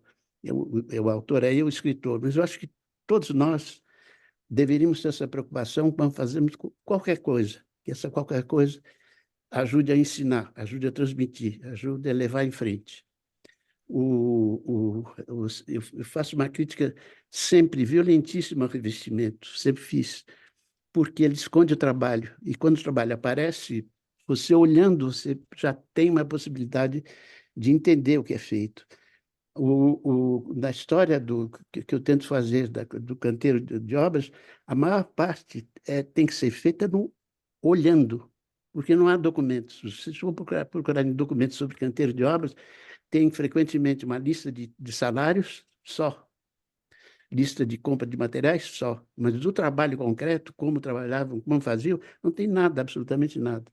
É olhando, vendo, destrinchando, analisando a coisa que está diante de nós, que fornece a maior parte da documentação que a gente pode utilizar. Então, na Europa, infelizmente, e nos países muito frios, o revestimento torna-se obrigatório por causa de isolar a temperatura das casas. Esse isolamento geralmente é feito por fora, reboca tudo, tampa tudo, e aquelas construções que até recentemente eram verdadeiras aulas de construção, como as casas de colombagem na Alsácia, com aquelas madeiras e enchimento de terra, aquilo tudo vai desaparecer se continuar essa política de proteção ambiental pelo revestimento. É uma pena. Mas eu queria dizer que nós estamos envolvidos, queiramos ou não, saibamos ou não, numa das atividades de batalha centrais do nosso tempo, nucleares, fundamentais do nosso tempo. A construção não é uma decoração, um envelope neutro. A construção, hoje em dia, é a mola, é a muleta da economia, que já devia ter estourado há muito tempo, não fosse a construção. Bom, temos aqui duas pessoas na fila, mas eu só não queria perder o fio da meada também, lembrando que já que nós estamos falando dos movimentos populares, né, organizados aqui, né, de luta pelo trabalho, pela moradia, muitas vezes essas relações que podem, né, fazer sentido nessa abstração da composição do salário, ela também prevê essa relação entre, né, trabalhador, empregado e o patrão, que é o dono do meio de produção. E muitas vezes nessa outra relação proposta desse outro tipo de trabalho, dessas organizações, aí isso tudo meio que também se confunde, né? Porque a moradia já não é mais reprodução só da vida, ela também é reprodução do trabalho. E está sendo produzida por aquele que passa a ser dono do meio de produção também, né? Que é o próprio trabalhador. Então, daí também se esfumaça um pouco toda essa lógica, né? De que a autoconstrução vai diminuir, Então, essa composição salarial. Bom, só queria pegar esse gancho. Então, primeiro Val, depois a Anália, né? E o Chico. Vamos lá, Val.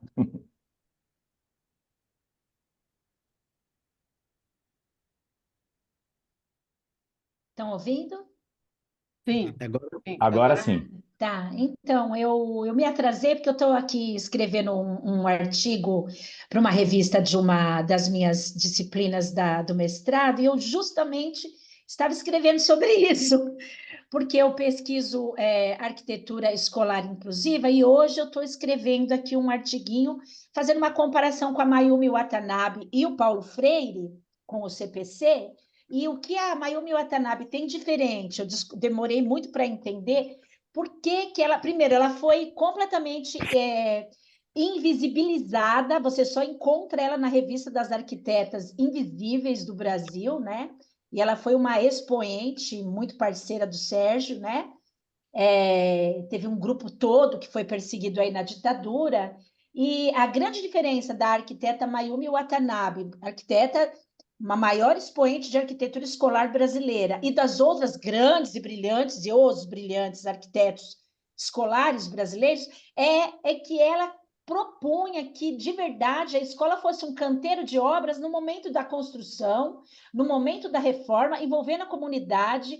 E hoje eu cheguei à conclusão com esse meu artigo, graças a Deus, foi um longo trabalho de pesquisa, que ela tem essa questão de querer que a arquitetura seja um expoente muito presente do próprio processo de relação de ensino-aprendizagem nos bairros, como educação popular, que se linka ao Paulo Freire, só que na arquitetura. E ela fala, na verdade, exatamente isso, que a escola, se ela fosse vista como um canteiro participativo da sua construção, ou em momentos de reforma, adaptação, hoje nós não teríamos a depredação, não teríamos uma escola silenciada, não teríamos uma comunidade completamente alheia ao seu próprio desenvolvimento, né? Porque depois ninguém entende por que os alunos odeiam a escola, né?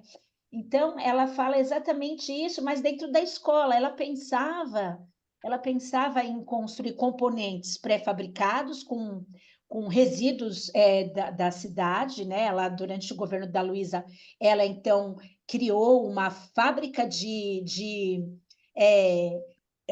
construção de componentes escolares, né? Eu não sei exatamente os nomes porque eu não sou arquiteta, eu sou educadora. Então, criava-se muitos componentes nessa fábrica municipal. No governo da Heloísa Erundina, ela fez algumas experiências em 3 escolas. E qual que era o grande ideal da Mayumi? Mandar esses componentes prontos para os bairros vulneráveis e os pais, as crianças e os jovens num canteiro popular, comunitário, colaborar na construção da própria escola que iam usar, né? Isso é completamente utópico, maravilhoso, né? Hoje eu me atrasei porque eu acabei de escrever e estou citando até o Sérgio no finalzinho do artigo, porque fazia parte desse grupo que foi perseguido no regime militar. Obrigado. você faz favor, você manda para mim esse artigo quando você acabar? Eu mando, é um ensaio. Na verdade, ele não tem um rigor, claro, ele tem um rigor científico, mas é um ensaio para uma revista da Universidade de São Judas, tá? Mayumi era uma grande pessoa, e justamente posta de lado. Bom, obrigado, Val. Eu acho que a gente podia contar agora com a contribuição, então, da Anália, do Chico, do Prione, e depois a gente volta para o Sérgio e para a Angélica dar uma fechada. O que vocês acham? Pode ser, então, Anália? Pode sim.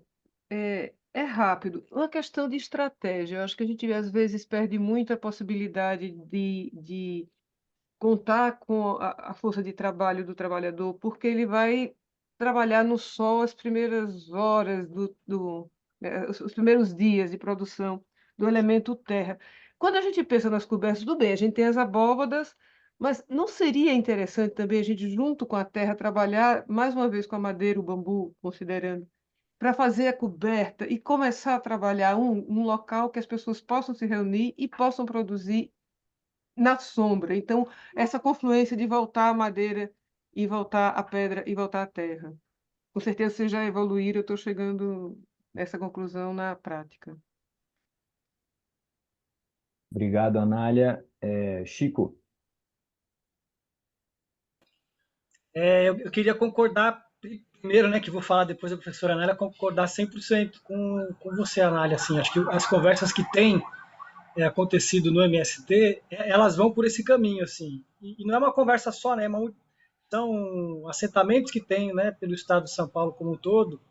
E uma notícia importante, assim, que agora em julho, na primeira semana de julho, vai ter o primeiro seminário interno do movimento sobre o tema de habitação e de projeto. Então, isso é uma novidade. Acho que a gente está avançando junto, né, o movimento, a universidade, assim. E essa fala sua, eu vi ela por aí também. Me parece quase que um consenso, assim, madeira, bambu e terra, pensando na abóbada da arquitetura nova, né, que Sérgio fazia, e Rodrigo e o Flávio, de cobrir, né, os trabalhadores. Acho que é por aí mesmo. Só comentar uma outra coisa que Paula colocou, uma questão, né, sobre esse trabalho maravilhoso. É uma honra estar falando contigo aqui pela internet, Paulo. Seu trabalho é muito bem falado, muito famoso assim e admirado. Gostaria de comentar a sua questão, né? A partir de algumas experiências que eu tive trabalhando em prefeitura, trabalhando com assessoria técnica na usina, muitas vezes essa questão da autoconstrução ela era colocada, né? Se é a favor ou se é contra, se ajuda ou não ajuda. E depois também numa prefeitura trabalhando, a resposta ela vai muito próxima, quer dizer, é a mesma de Sérgio, não estou entrando em contradição, eu queria somar com mais um pensamento, de que assim, segundo, né, nossa professora Hermínia, então, que diz que a mercadoria mais cara da cesta, né, de mercadorias do trabalhador brasileiro é a moradia, é a construção, é a habitação. Então, a gente, enquanto classe trabalhadora, se a gente não buscar aquilo que é nosso, que foi roubado pelo capital, que é a mais-valia, e que está na mão né, dos bilionários, e o Estado capta isso de alguma forma, se a gente não for atrás do fundo público, que é o caminho que existe hoje, a gente não tem como pegar de volta dos ladrões que foram os empresários que roubaram a classe trabalhadora, o nosso caminho legal hoje em dia é através do Estado. Então, assim, esse trabalho da autoconstrução, na minha opinião, para ele ser mais completo, ele deve beber dos fundos públicos, assim. Então, a luta para que o seu trabalho, o trabalho da autoconstrução, conte com esses fundos, né? Que os mutirões e a autogestão, o que o MST faz hoje em dia, quando ocupa uma terra, quando ocupa algum órgão público, é para acessar uma política pública de reforma agrária, acessar uma política pública de habitação que financie e de assessoria técnica e tudo mais.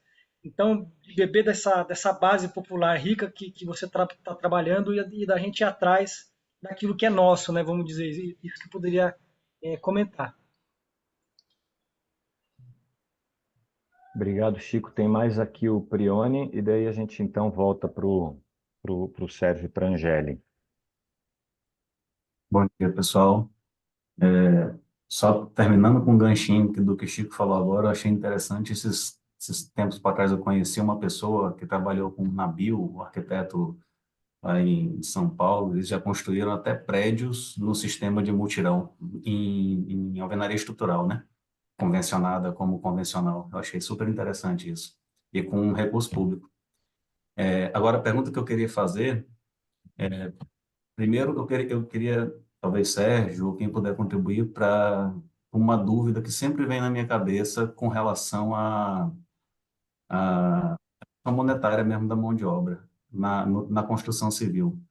Porque se a gente sabe que o que gera riqueza é a exploração do trabalhador, é a manufatura, é a exploração da mais-valia do trabalhador, e onde a gente mais consegue ter essa exploração, e por exploração, não no sentido pejorativo, né?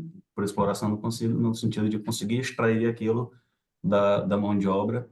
Na construção com terra, a gente tem isso aí em grande escala, né? Porque é um trabalho, por mais que a gente tente ter máquinas que vão facilitar, otimizar a nossa manufatura, ele continua sendo manufatureiro. Então, eu vejo que eu entendo pelo meu entendimento, na exploração vai gerar a exploração da manufatura, da mais-valia, vai gerar mais riqueza, e a gente tem muito isso na construção com terra, o que na construção convencional não tem. Eu enxergo mais ou menos o paralelo da indústria para a manufatura, né? Porque na indústria a gente tem o gasto com a compra de máquinas, depreciação, enfim, e na construção convencionada como convencional, a gente tem todo o gasto com material, tem gasto com cimento, com tijolo, com revestimentos, com não sei o quê, não sei o quê, e na construção com terra a gente não tem. O gasto que a gente tem com material é muito baixo e o gasto que a gente tem com mão de obra sobe, no caso, com relação a isso. Então, aí eu acredito, a minha falta de entendimento, acredito que seja a pergunta de milhões, né? Como a gente fazer para convencer de que a construção com terra gera mais riqueza do que a construção convencionada como convencional? E como que a gente consegue inserir isso aí de forma ampla na economia? Não ser esse negócio da construção, porque eu sou construtor, então eu atendo pessoas que já chegam com uma ideia um pouco próxima disso, ou no mínimo aquela ideia de, eu quero ter uma casa sustentável. E pensa que só a terra faz isso, né? Só botar uma parede de terra vai fazer a casa ser sustentável. Enfim, é o primeiro passo, está começando a caminhar, isso aí tem que ser muito, muito valorizado, mas e de forma industrial, de forma grande, de forma ampla, como que a gente consegue fazer as pessoas entenderem isso, de que a construção com terra gera muito mais riqueza do que a construção convencionada como convencional? Isso é um entendimento que eu estou tendo sobre, né? Até se eu tiver errado, eu gostaria se eu puder me explicar, o professor Sérgio, para eu entender sobre mais. Não posso explicar tudo, não, eu sou meio obtuso, mas eu estou de acordo com o que você falou, bastante. E nós estamos entre nós, e acho que a gente pode falar mais claramente. Uma mudança social, hoje, não o caminho da violência, e que eu já tentei, não dará certo. O governo está armadíssimo, o poder está armadíssimo, e nós faríamos o papel de Dom Quixote contra moinhos de vento. Entretanto, eu acho que há já no Brasil um potencial revolucionário gigantesco, e se chamam MST, MTST, sem teto. Através da construção nesses movimentos e com esses movimentos, se nós multiplicarmos enormemente a quantidade de pequenas cooperativas, dando trabalho para muita gente, para fazer muita casa, não pensarmos em grandes construtoras construindo grandes conjuntos, que isso não dá certo, nunca deu. Ao contrário, isso só dá certo, como prova ainda hoje Minha Casa Minha Vida, para as construtoras, que exploram ainda mais o trabalhador de uma maneira ainda mais bárbara. Ao contrário, fazendo, como dizia o Mao Tse-tung, para andar 1000 léguas, a gente tem que dar o primeiro passo. Fazendo essa coisa de trabalho de formiguinha, que era a tática da Mayumi também. Fazendo esse trabalho de formiguinha, pequenas cooperativas, pequenos conjuntos habitacionais, dentro de um regime de cooperação e com um corpo produtivo autônomo, autodeterminado, nós iremos longe na transformação social. É importante pensar na construção e no pós-construção. Eu tenho acompanhado os movimentos autogestionários de acompanhamento técnico da autoconstrução, e é sempre o mesmo processo. Enquanto o canteiro está vivo, produzindo, há uma solidariedade, a formação de um corpo social lindo, já é outro tempo, já é uma outra época, já é uma outra sociedade. Quando acaba, o governo, muito espertamente, insiste em dar propriedade privada para cada um, para desmanchar exatamente esse corpo produtivo, e aí a dispersão daquela coisa linda desaparece, sai como fumaça. Nós temos que continuar esse movimento do tipo do sem teto e do sem terra, porque eles dão continuidade Não é só a casa, não é só a agricultura, vai multiplicando, as funções vão se diversificando. Se nós conseguimos fazer aquilo que existe já na Espanha, no Mondragón, é um coletivo de cooperativas, está um pouquinho azedado atualmente, mas até quase agora é um movimento muito bonito. São cooperativas, mas é uma rede de cooperativas. Tem cooperativas de construção, de alimentação, de hospitais, de farmácia, de banco. E a gente fazendo essas micro-sociedades dentro da outra sociedade, nós faríamos uma política que é tradicional no vocabulário da esquerda, daquele bichinho que vai por debaixo da terra, a topa. Tá? E, de repente, aparece 1000 topas, emerge, e aí não há exército, não há arma, não há nada que destrua isso. O que eu estou falando é uma verdadeira revolução que deve partir do nosso campo, através dessas atividades, através dessa simplicidade aparente, mas que de uma complexidade humana e precisa um cuidado enorme para ser levado adiante. Infelizmente, eu não vou ver isso, já estou indo embora, mas eu acho que aí está uma semente de um outro tempo, de uma outra sociedade, com essas coisas simples. Leiam cuidadosamente os esboços e a carta que Marx escreve para Vera Sofite. E ele diz, a uma certa altura, não tenham medo da palavra arcaico, não tenham medo. Provavelmente o futuro será uma coisa antiga, mas feita com toda a conquista histórica que houve depois desse tempo.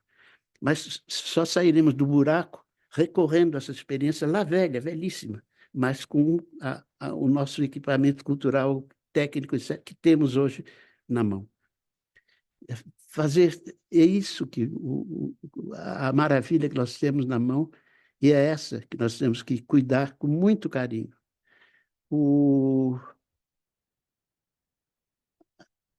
É fabuloso o que nós temos diante de nós, no nosso campo. Ô, Sérgio, que maravilha, assim, é muito assim, generoso e alvissareiro, assim, tudo que foi dito aí. E nós estamos, em princípio, fechando o nosso tempo aqui, que a gente tinha combinado. Queria perguntar para a Angélica. Claro, claro. Eu queria poder ouvir esse debate no interior do MST, lá que você falou, e vai ser feito em julho, viu? Manda um link. Tá? E daí eu não sei se a Angélica gostaria de fazer um comentário também sobre essas últimas questões que surgiram, né? Prione, Anália, Chico, e daí a gente fecha. Val, em princípio a gente estaria fechando aqui o nosso horário, mas você pode mandar, enfim, também questões. Então, Angélica, aí eu acabei tomando a palavra aqui porque o Minto teve daí, pane total lá na questão dele lá de equipamentos. Então, eu voltei aqui a assumir aqui um pouquinho a posição dele. Eu no entendí todo, pero entendí un poco. Voy a decir solo que lo que es, yo descubrí un potencial increíble en Brasil porque hay una continuidad en MST, por ejemplo, que es un movimiento de 40 años, hay una continuidad, hay esa transmisión que es aquí. Y, por ejemplo, en Francia, cuando me voy a un cantero colaborativo y todo eso, antes del cantero, cada persona va a ir a su casa y continuar su vida. Y hay conexiones que van a empezar, pero no son conexiones como lo que encontró en ese movimiento, que eso es muy precioso. Hay un tema muy fértil para una revolución, para verdad. Creo que la comunicación es muy importante, esa transmisión es muy importante y sobre una cosa más es que creo que debemos que esa continuación es también con el pasado, ¿no? Debemos reestabilizar esa conexión con el pasado y también somos en un tiempo donde podemos utilizar las herramientas de ahora, pero hay esa cuestión de equilibrio entre las herramientas y lo que sabemos hacer y queremos hacer, porque el trabajo de tierra es difícil, es muy físico. Más es colaborativo, más podemos utilizar las herramientas de una forma inteligente y con equilibrio. Creo que es aquí todo eso, todo lo que puede ser el futuro y el presente de la arquitectura frontera.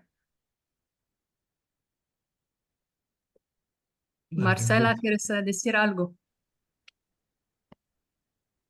Marcela, quer falar alguma coisa, Marcela? Eu queria, mas vocês falaram que já estão encerrando, então eu não queria atrapalhar também. Nós Mas tínhamos se vocês me permitirem, eu posso colocar. É que eu não encontrei a mãozinha aqui, fiquei procurando e acabei Então deixando. aproveita, diga lá, Marcela, você faz uma última fala aí, a gente daí deixa uma fala aberta do Sérgio e da Angélica para despedirmos. Mas diga Legal. lá. Então, primeiramente, agradeço aí a participação de vocês, né? Essa reunião aí e a possibilidade de falar e completar aqui.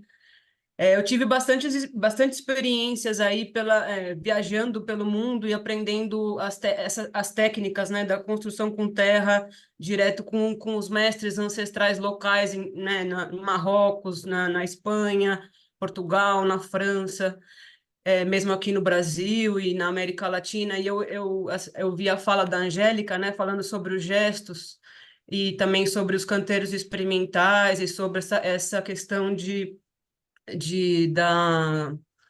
como é que fala, de participar, né, das pessoas, da autoconstrução. Eu acho assim, eu acho muito importante a autoconstrução, é praticamente essencial, mas também é muito importante que esse conhecimento, a forma que esse conhecimento seja transmitido, para a forma que essa construção vai ser feita e para como esse conhecimento vai ser retransmitido através daquele inicial, né? Então, acho que isso é um problema, é uma questão muito delicada que a gente acaba sofrendo e que a gente veio sofrendo também com a construção ancestral, com a construção com terra ao longo desses momentos aí, né, de que ela deixou de ser o palco, né, para ser substituída nesse lugar da construção civil, também passou um pouco por essa perda desse conhecimento e que foi fazendo com que ela decaísse, que foi sendo considerada a construção de gente pobre, né, com pouco dinheiro, que não dá certo, que desmancha, enfim. Então, essa questão da transmissão, da garantia dessa transmissão do conhecimento é muito importante nesses espaços, que às vezes é meio dificultada pela essa mão de obra, por essa vontade de fazer, construir, de acontecer, de construir grandes coisas, de concluir o trabalho. A gente às vezes peca por passar detalhes, parece tudo muito simples, né, na terra. A gente pisa a terra cantando, fica tudo maravilhoso, faz escultura, pinta, mas essas pessoas elas não voltam para esses lugares para ver o que aconteceu, se realmente deu certo, se não deu. Então eu acho que é uma questão muito delicada que a gente precisa sempre trazer, que é nesse lugar de o quanto esse conhecimento de fato está transmitido, de quanto que a gente às vezes passa uma imagem de que é muito fácil fazer tudo isso, porque parece fácil, né, quando a pessoa transmite ali na hora, mas o quanto que ela vai conseguir reproduzir esse conhecimento depois de uma maneira sólida. Esse que eu acho que é o mais importante, né, a reprodução dessa transmissão inicial, porque senão fica um pouco pontual. Foi ali, transmitiu, mas a pessoa não consegue replicar isso. Então, a gente tem que trabalhar maneiras para que essa transmissão consiga ser replicada de maneira íntegra e evolutiva, né? Bom, Marcela, agradeço muito. Acho que são muitas camadas, né? Você trouxe mais algumas aí. E acho que a ideia é que seguiremos com essas nossas conversas, né? Aí você trouxe alguns temas interessantes da transmissão, aí quem sabe, né? Vamos trabalhar isso nas próximas conversas. E o Chico já está avisando aí que tem esse método, inclusive. Enfim, tem muita conversa boa que a gente pode seguir. Então, eu ia pedir para a gente fechar aqui, Angélica e Sérgio, algumas palavras finais que quiserem dividir aqui com a gente. e que daí vamos encerrar a sessão de hoje. Quem quer Agradecer, começar? né? Agradecer Opa, muitíssimo a Eu, todos. a Angela falar por último, para que ela conclua, eu só quero dizer que esse trabalho tem que continuar, e está tudo na mão de grupos como esse aqui, tem que insistir, permanecer, tem que ser teimoso a beça, para conseguir começar a ter algum resultado. Mas eles vêm se nós formos tenazes e coerentes com as posições mais radicais. Angélica. Y obrigada para esa continuación también, porque yo no soy en Brasil y me gustaría mucho continuar lo que empezamos juntos. Y si puedo hacer algo de Francia, si puedo hacer algo de Líbano, si hay no sé qué, vamos a hablar y vamos a continuar eso, es todo. Muito bom. Gente, então eu queria agradecer em nome do Grupo Papo Terra aqui, enfim, a adesão e a participação. E a expectativa é que a gente coloque esse vídeo no YouTube em breve. E daí a gente manda notícias aí pelas mesmas formas, enfim, por onde vocês receberam a divulgação daqui, vão receber um aviso desse material aí. Temos uma página no YouTube que está sendo gradualmente, vamos dizer assim, preenchida com as falas que a gente divide aqui. Então, uma boa continuação de dia para todos, muito, muito grato, enfim, Angélica, do Líbano, Sérgio, Ediane, que, enfim, também uma participação muito importante aí para viabilizar tudo isso, e até breve. Grato por tudo aí. Bye bye. Tchau. Tchau, Tchau. tchau, é isso aí. Ah, Teresa. Ai, tchau.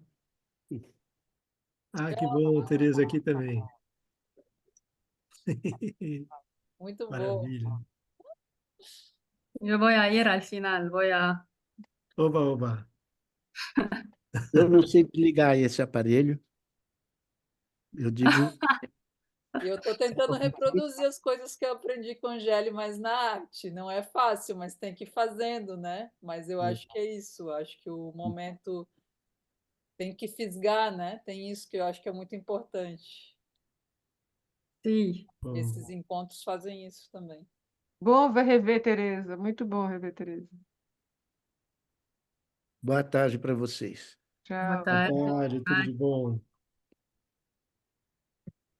Vou encerrar aqui, então, a nossa sessão. Obrigada, ali, querido. Oh, querido, que bom. Seguimos. E, Seguimos. Angélica, oxalá em breve aqui no Brasil, de novo. Sí, Oba. creo que sí. Chao, Lee. Tchau, Bye. tchau. Tchau, tchau.